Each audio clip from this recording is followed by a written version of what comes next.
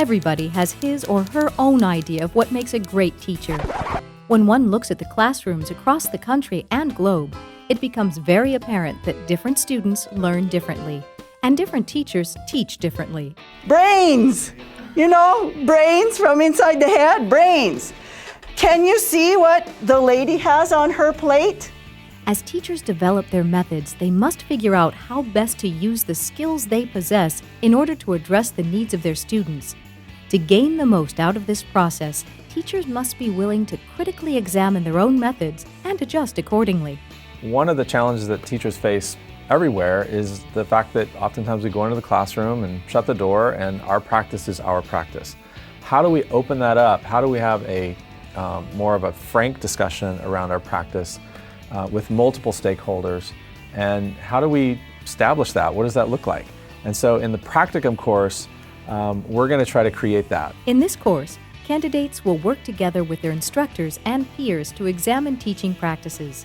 This course will ask candidates to watch videos and talk about what they see happening between the teacher and the students, and between the students themselves, and reflect upon what they see. It's going to be nerve-wracking, maybe it's going to be unfamiliar for some, but we really believe that opening it up like that and looking at our practice honestly is going to be an important part of sort of establishing a way of thinking and a way of teaching that candidates can carry on into their practice after the course. In this course, candidates use their placements as their laboratories. Experiences will vary.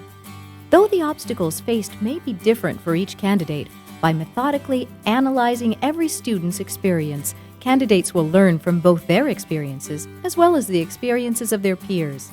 This, in turn, will ready them for the various TESOL experiences that lie ahead. They might end up in a situation where there's a very prescribed curricula, maybe it's not very engaging, and they really have to make that work. On the flip side of that is that new teachers in the field of TESOL might go in a place where there's no curricula whatsoever or very little prescribed material, and so then they have to create one.